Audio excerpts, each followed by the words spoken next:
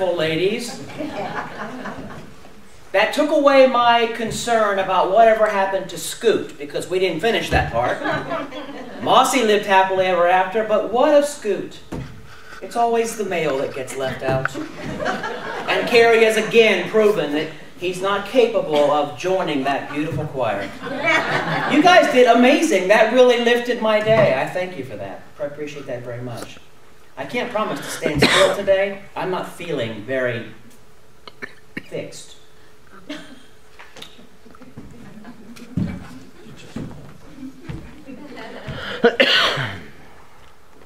Amazing grace. How sweet the sound that saved a wretch like me. Raise your hands if you're a wretch. Put your hands up, you wretches. I once was lost, but now I'm found. Was blind, but now I see. The great John Newton, the older brother of Fig, wrote that remarkable song over 200 years ago. Sing it with me. Amazing grace, how sweet the sound, who saved a wretch like me. I once was lost, but now I'm found. Was blind, but now I see.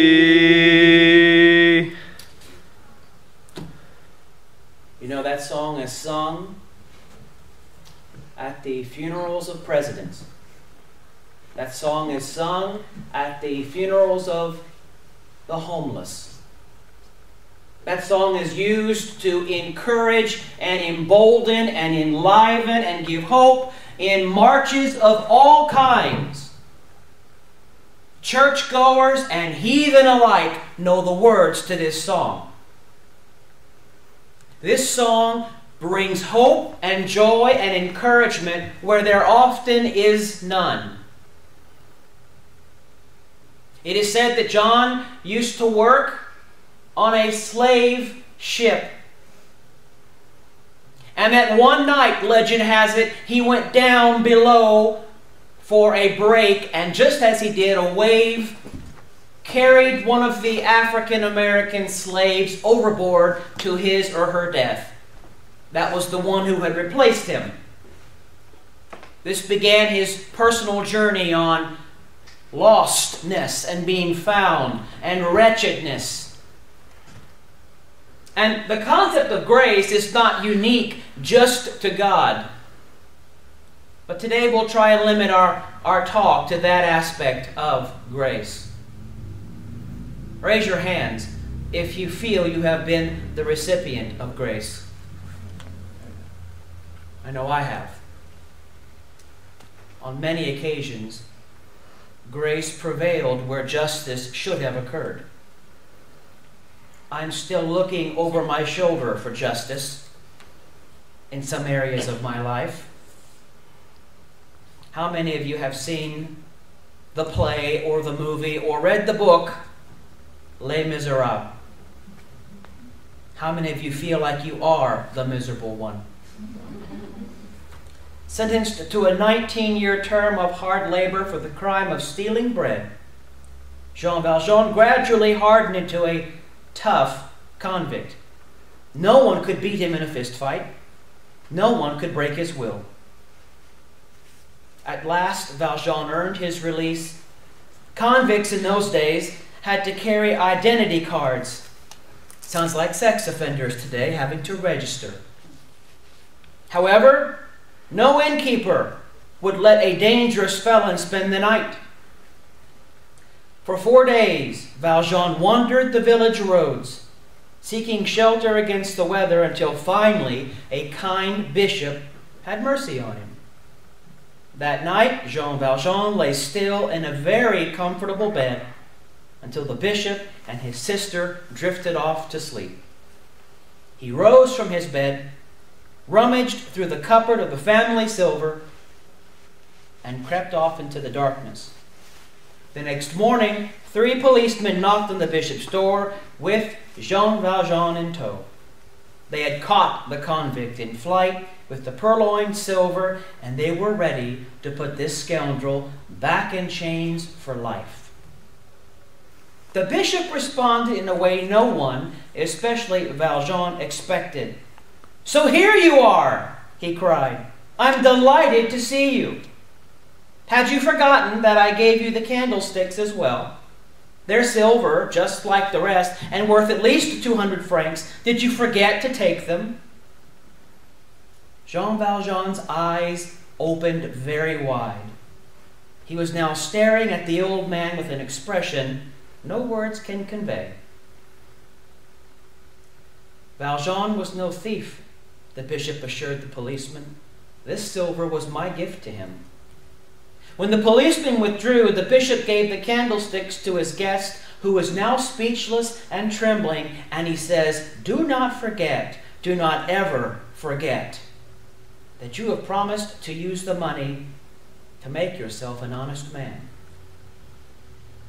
The power of the bishop's act, defying every human instinct for revenge, changed Jean Valjean's life forever. A naked encounter with forgiveness, especially since he had not repented, melted the granite defenses of his soul.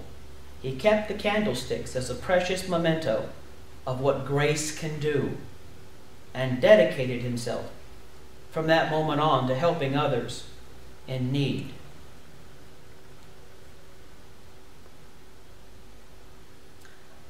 Before I read this book, I read Alexander Dumas's The Count of Monte Cristo, which inspired in me a great sense of the power of what justice can do. How exquisite! He fashioned his revenge on the 4 men who imprisoned him wrongly. And then to read this. One book satisfied my great desire and demand for justice, the other in me the sense for grace. And yet Valjean wasn't sorry, was he? He wasn't sorry at all. So is it right to offer grace to someone who isn't sorry? Who is not repentant? Who could care less whether or not he does it or she does it again? People often confuse forgiveness with pardon. People often offend me and I forgive them. I'm looking at you, Judy, but it's just incidental. People often do things to hurt me and I forgive them, but forgiving them does not excuse them for justice and for paying for the consequences of their behavior. We may still insist upon consequences and justice. They are separate. So we can forgive someone. We can offer and extend grace, but their behavior might require a cost. There may still be consequences. It doesn't mean you're pardoned. Do you see that distinction? We have trouble with that distinction. We often assume that forgiveness means we're letting somebody off the hook. Forgiveness is letting it go, extending grace, offering what someone does not deserve and giving them instead what they do not, which is kindness and forgiveness. But just because our heart offers grace and because we have been offered grace doesn't mean they have been excused from paying for the just part of the recompense. Sometimes there are consequences to our behavior, aren't there? Don't you wish that your behaviors could be done without consequences? Don't you? Yes. All right. You can see I just don't like when you don't respond to me. I have personal needs that are not being met. You must Ego. You must meet them. Where I grew up, the church was involved. I was never pulpitized. I don't stand behind the pulpits ever. I don't like it. I may start there, but I quickly wander away. because I don't think that you should look at me like that. I'm one of you. I've experienced grace just like you have. We are the same. And every day I get up and look in the mirror, I'm very aware that I have received grace vertically from my idea of God, and I have received it horizontally from people in my life. And I extend it in exactly the same way. One of my favorite passages is Ephesians 2. By grace, through faith in Christ, I'm saved. It's by grace. I can't earn it. It's a gift. I simply receive it. But the price was still paid. Someone or something had to happen for the justice to occur. That was the Christ, the cross, the crucifixion. And that's another conversation. But that's the separation between grace and pardon. And that's a talk we'll have at another time. Raise your hands if you believe you've received grace this morning. Grab the hand of the person next to you.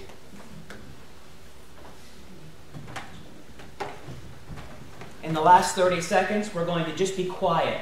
And I want you to call up into your brain, with your eyes closed, every gracious moment you can remember in your life. Go.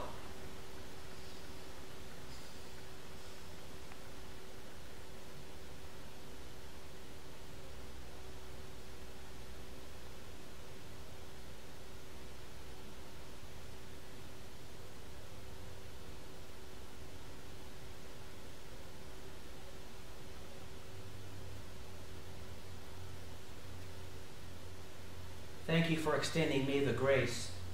Thank you for being gracious. Thank you for being in my life.